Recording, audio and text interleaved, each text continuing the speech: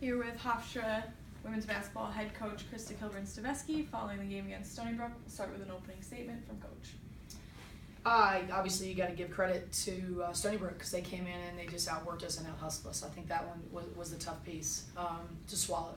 I knew coming into the season when I talked about the ups and downs, but we can be a really good team that, not how you start is how you finish, but, just having that type of intensity taken at us and without even, there's no pressing, there's nothing going on. We just really did not handle and play our game.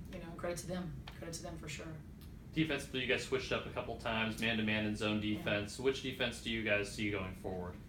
Well, obviously we didn't play defense at all tonight, so neither. You don't shoot well, so we were 18 for 56. They were 27 for 54. We even actually had 2 more shot attempts than they do. So then that is affecting you on the other end of the floor. So someone's got to be woman enough to really lace up the shoes a little bit higher and get the stops, and we didn't. It was 10 to 11. They went on a 12-0 run, maybe 13-0 run in the first quarter. Come off the bench, 2 threes, get busted in our face. We're not ready to come in. Obviously, see we have a very shallow lineup. We have a couple injuries, one in particular to a player that hasn't been able to play in the first 2 games that we really need. But it doesn't matter. This is who we have right now. But we're not ready to go. And so I think that makes me pretty frustrated that, you're not ready. But we'll be ready. And these are ones you got to be, as a coach, you got to take because they're not fun. And they need to feel that this is not fun because this is what happens when you're not ready. So, and we got to play, obviously, much better defense. It was an embarrassment how poorly we played. But we let our offensive lack of production affect us on the defensive end. There's absolutely no argument to that.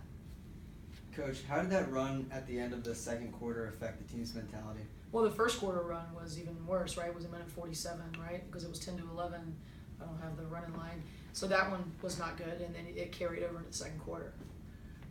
So we didn't have any long stands of runs. We started the third quarter, scored the 4 points, but we didn't, got one stop and then fouled. So we didn't sustain any runs on our end. One and done on the offensive end.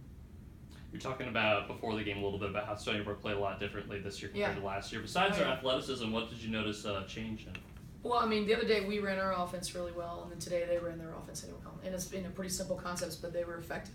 You're coming off a handoff and you're coming off staggers and shuffles, and we wanted to do what we wanted to do. We were lost in translation on some simple concepts, but they were more effective on the offensive end. It was more of a half-court game, which coming into, they like to get out and transition.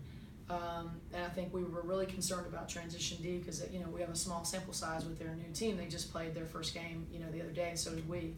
So you got a small sample size, but they could push in transition. But they beat us on the half court end, and we were obviously concerned about both parts, but we didn't handle the half court side at all.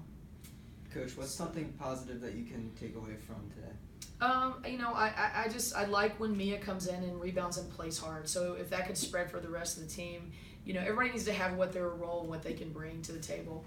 And as I keep pressing this all the time. If you, I think Sandra Carson's been doing well now. She needs to rebound better. She needs to do a better job of containing her person that she's guarding. She's given us some production on the offensive end. So I think I like the fact that this is a tough piece. Whatever they do now when they go into their moments, but I thought they handled themselves with as much poise as they could in character when it wasn't a good moment. And I said that to both of them when they came off. Because that's not a fun spot to be in when you're getting drilled. And so great. We love people just to count us out because we're going to figure it out and we're going to come back and we're going to be a better team. We have a lot of pieces that are going to be brought in, but we're not waiting for folks to be playing for us. We've got to get the pieces that we have right now going, and then when we have all the additions, then we just can really be pushing in the right gear. But we knew this is the part that I knew it was going to be difficult. It just shouldn't have been quite this difficult today.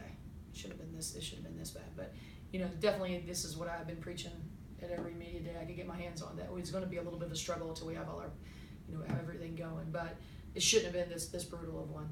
I'm not going to praise Lexus and kill Lexus. She's got to be consistent. And we just got overwhelmed for whatever reason tonight. And we didn't produce, on both ends of the floor. And so she wasn't alone. Several people didn't. But, we need consistent play out of people. So to answer the positive, there was some, how my seniors handled their stuff with poise, and then, Carson and Mia, trying to hump it and really play hard. But we need a heck of a lot more to Marianne. This is getting old. She's way better than this, and it's frustrating to see her play like this because she's a very talented young lady, and she needs to start playing that way. Yes. Thank you. Thanks, Appreciate Coach. it. Thanks, Coach.